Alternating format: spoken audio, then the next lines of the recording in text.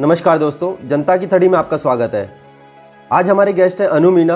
अनु मीना ने अपना सफ़र एक छोटे से गांव से स्टार्ट करके मशहूर मैगजीन फोर्ब्स 30 अंडर 30 में अपनी जगह बनाई है। वो एग्रोवेव नामक एक स्टार्टअप के फाउंडर हैं तथा इस स्टार्टअप को देश में ही नहीं अपितु पूरे विश्व में रिकॉग्निशन मिली है। इनको अपने स्टार्टअप के लिए काफ़ी बाहर वाले देशों में इन्विटेशन मिला है ताकि वो अपने एक्सपीरियंस को साझा कर सकें। इसके अलावा हाल ही में हुए IIT दिल्ली एलुमनाई एसोसिएशन के इलेक्शन में इनको एग्जीक्यूटिव कमेटी के मेंबर के रूप में इलेक्ट किया गया है। तो हम स्वागत करते हैं अनु का जनता की थड़ी स्टूडियो में। वेलकम अनु टू जनता की थड़ी studio. Thank you for inviting me here. आप हमारे दर्शकों को आपके बैकग्राउंड के बारे में बताइए कि आपने कहाँ से स्कूलिंग की, उसके बाद आपने कॉलेज के लिए आप कहाँ पर आए? मैं एक छोटे से गांव से बिलोंग करती हूँ, मानोली राजस्थान में। एंड मैंने स्कूलिंग भी वहीं से करा है। मैंने 8th तक गवर्नमेंट स्कूल था हमारे गांव में, तो हिंदी मीडियम में वहीं से करा है। एंड 9th 10th एक छोटे से टाउन में हमें जाना पड़ता था डेली 5 किलोमीटर्स। हम लोग ट्रैवल करके जाते, लाइक पैदल चल के वहाँ पे जाते थे। वहाँ से स्कूलिंग करा। उसके बाद हम लोग एक छोटी सी सिटी सवाई माधोपुर में शिफ्ट हो गए और वहाँ से 11th 12th करा मैंने। And then somehow I managed to go to Kota for coaching, and then IIT में select like IIT दिल्ली में हो गया था। And then so IIT में journey has been like a roller coaster. Initially जाके बहुत depressing सा feel होता था because आपको English नहीं आती है, आप छोटे से गांव से हैं। वहाँ पे बहुत अलग-अलग टाइप के लोग होते हैं, like you know they are from different backgrounds, with different stories, different personalities. बता रहे हो कि आपने स्कूलिंग हिंदी मीडियम से की, उसके बाद आप देश के प्रतिष्ठित संस्थान IIT दिल्ली में आए जहां पर पढ़ाई अंग्रेजी मीडियम में करवाई जाती है। तो इस दौरान आपने किन किन प्रॉब्लम को फेस किया? वहाँ पे सारी क्लासेस भी इंग्लिश में होती है, कोई क्लास हिंदी में नहीं होती, प्रोफेसर्स वगैरह भी हिंदी में नहीं बोलते। तो शुरू में when I used to go into the classes to understand the concept, initially I used to क्या? तो काफी दिक्कतें होती होंगी आपको अंग्रेजी समझने के लिए। हाँ जी, तो I used to translate it in Hindi और फिर समझती थी। मैं पहले इंग्लिश को हिंदी में ट्रांसलेट करती थी एग्जैक्ट उसमें, और फिर मैं कंसेप्ट समझती थी कि एक्चुअली क्या बोलना चाह रहे हैं। तो सही बात है। तो मुझे ध्यान है कि मैं आपसे 2012 में IIT रुड़की में जब इंटर IIT स्पोर्ट्स मीट हो रहा था तब मिला था। तो उसके बाद शायद आप IIT दिल्ली के एथलेटिक्स टीम के कैप्टन भी रहे हो, और मुझे ध्यान है कि आपने IIT दिल्ली एथलेटिक्स में इंटर IIT में रहते हुए सारी IIT का रिकॉर्ड भी ब्रेक किया था, शायद 800 मीटर की रेस में किया था आई थिंक। तो तब मैं जिस अनु मीना को जानता था और अभी जो अनु मीना है, there is a lot of difference. ठीक है कि आप अपना एक स्टार्टअप चला रहे हो अभी। तो बेसिकली हम जानना चाहेंगे कि ये स्टार्टअप का आइडिया आपको कैसे आया, और स्पेसिफिकली आपने ये कैसे सोचा कि आपको फार्मर्स की जो प्रॉब्लम है उसी को दूर करने के लिए कुछ करना है। ये आइडिया आपके दिमाग में कैसे आया? मैंने IIT से ग्रेजुएट होने के बाद एक अमेरिकन स्टार्टअप में काम करा था। तो वहाँ पे मैं ऑपरेशन एनालिस्ट थी। तो हम लोग इनिशियली जो स्टार्टअप होता है उसमें सारे काम आपको करने होते हैं, लाइक छोटे बड़े। इट्स नॉट लाइक स्टैंडर्डाइजेशन नहीं होता वहाँ पे। तो I used to work in operations, and then we actually met a lot of drivers. तो वहाँ पे while talking to those drivers मेरा mind flashback कर गया बिल्कुल childhood में, when I used to see my grandfather facing difficulties, और उनके अलावा भी काफ़ी फार्मर्स थे। तो वेरी क्लोजली प्रॉब्लम को देखा है कि फार्मर्स को क्या प्रॉब्लम्स होती है, सेल करने में कितना मुश्किल होता है। इनफैक्ट जो ट्रैक्टर वगैरह अरेंज करना होता है उसमें भी बहुत इश्यूज होते हैं। लाइक मेरे घर पे नहीं था ट्रैक्टर, तो मेरे दादाजी को काफ़ी इश्यूज होते थे ट्रैक्टर वगैरह अरेंज करने में for transporting the produce and all. तो मैंने फिर वो स्टार्टअप छोड़ के मैंने काफ़ी रिसर्च करा इसके बारे में। ये 2017 की बात है। तो मैंने काफ़ी रिसर्च करा, and then I decided to solve this problem. मैंने सोचा यार कैपेसिटी है, नेटवर्किंग है, तो why not to solve this problem instead of just working into MNC and earning like few bucks, right? तो मैंने ये idea, I mean this is how the idea came, and my inspiration behind starting this is my grandfather. Yes जैसा कि हम सभी जानते हैं कि स्टार्टअप करना अपने आप में एक बहुत ही चैलेंजिंग काम होता है, और एज ए फीमेल ये और भी ज़्यादा चैलेंजिंग हो जाता है। तो इस पूरी ड्यूरेशन में आपको किन किन चैलेंजेस और स्ट्रगल्स फेस करने पड़े? सो मेंटली बहुत स्ट्रगलिंग होता है, तो बहुत सारे चैलेंजेस आते हैं, टीम बिल्डिंग होती है initially, and then fund raising होती है, देन ऑपरेशंस होते हैं. So these challenges are very normal, but the major challenge is that entrepreneurship is a very lonely journey. तो वहाँ पे आपको ऐसा फील होता है कि you should have support of people, है ना, आपको बैकअप करने के लिए लोग होने चाहिए. तो मेरी फैमिली बहुत सपोर्टिव रही है मेरे को, like they have never opposed कि मैं स्टार्टअप कर रही हूँ, मैं गवर्नमेंट जॉब नहीं कर रही. तो मेरे को उससे काफी हेल्प मिली है, and I read a lot of books.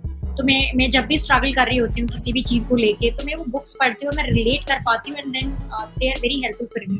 कोई भी डिलेमा होती है, इवन डिसीजन मेकिंग की कोई डिलेमा होती है, या कोई भी टाइप की डिलेमा होती है स्टार्टअप से रिलेटेड, पर्सनल लाइफ से रिलेटेड. इनफैक्ट स्टार्टअप करने के बाद ऐसा लगता है कि कोई पर्सनल लाइफ बची ही नहीं है, सब कुछ. एंड आजकल तो हमारा ऐसा है कि पता ही नहीं कब रात हो रही है कब दिन हो रही है.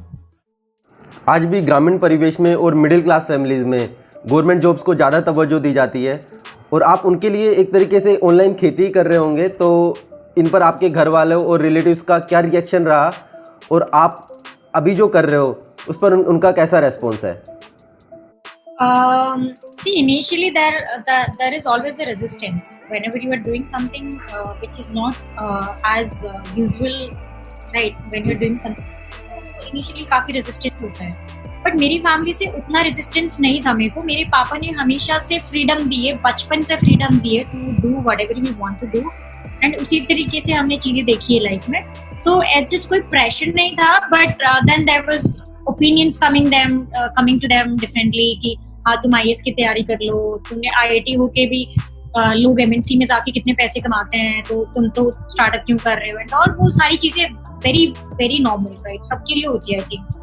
But I think now they are very supportive, and I am so surprised now, है ना. मेरे पापा ने मेरी बहन की शादी के लिए लोन लिया था, तो मैं बोल रही थी पापा ये मतलब इसमें ऐसे थोड़े प्रॉब्लम्स डिस्कस करे, तो he said मैं तेरे को पैसे दे देता हूँ. I was literally surprised to know that कि उन्होंने मेरी बहन की शादी के लिए लोन लिया, वो मेरे स्टार्टअप के देने के लिए तैयार हो गए. So that kind of support is coming now, so which is really motivating for me. And from my mom, she's like, वो relatives पूछते हैं कि आपकी बेटी क्या कर रही है and all, तो she's like, मेरे को पता नहीं है मैं क्या, मतलब exactly तो पता नहीं है क्या कर रही है, but कुछ बहुत अच्छा कर रही है. So that makes me feel like proud of, right? Interesting. तो आप हमारे दर्शकों को ये बताइए कि अभी कोरोना जैसी महामारी के वक्त में आप एग्रोवेव को किस तरीके से संचालित कर रहे हो, और अभी आप क्या कर रहे हो एग्जैक्टली? ओके, सो अभी रिसेंटली हमने होम डिलीवरी शुरू करें, क्योंकि आपको पता है कि कोरोना काफी स्प्रेड हो गया है कंट्री में.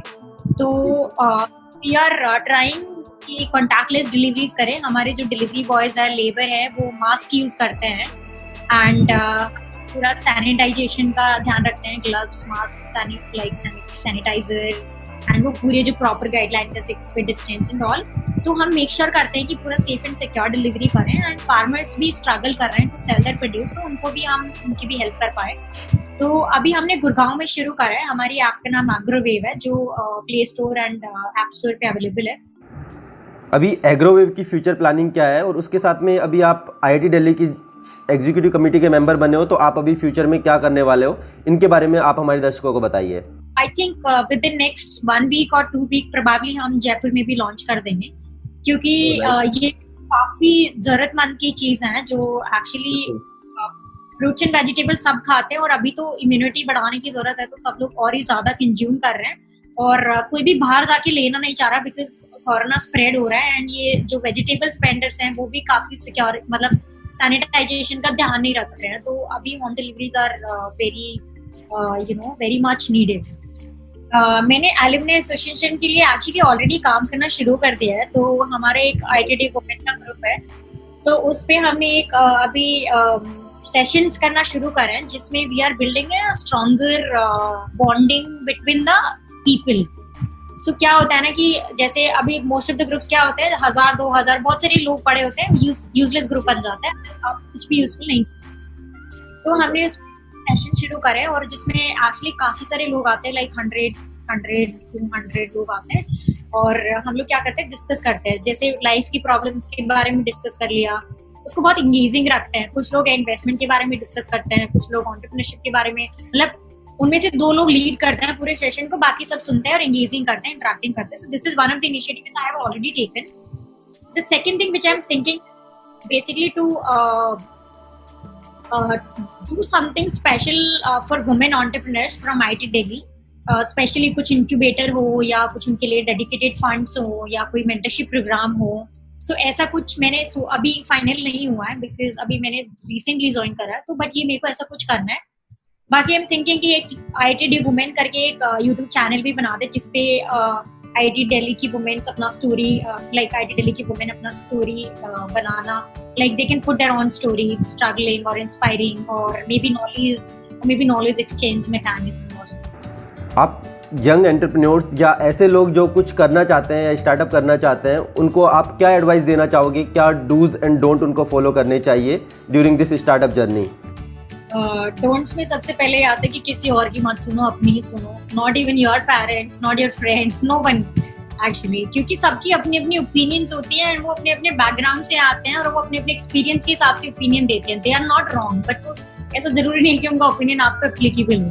तो that's first and foremost advice.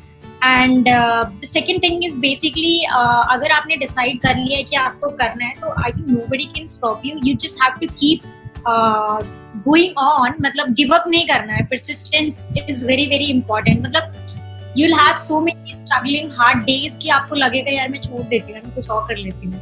But then don't give up on those lines. Then you'll you'll have like days like sine wave की तरह होता है entrepreneurship में days. But उनको अपने struggle को survive कर लिया तो you'll be very much far ahead from people all the time. So these are the only advices. Otherwise no advices. Thanks a lot Anu for joining us. जनता की तड़ी को subscribe करो. ये लोग बहुत अच्छी स्टोरीज ला रहे हैं, काफी अवेयरनेस है एंड आपको काफी अच्छा कंटेंट मिलेगा. तो आप सब्सक्राइब करो, अपने दोस्तों के साथ भी शेयर करो एंड एंजॉय.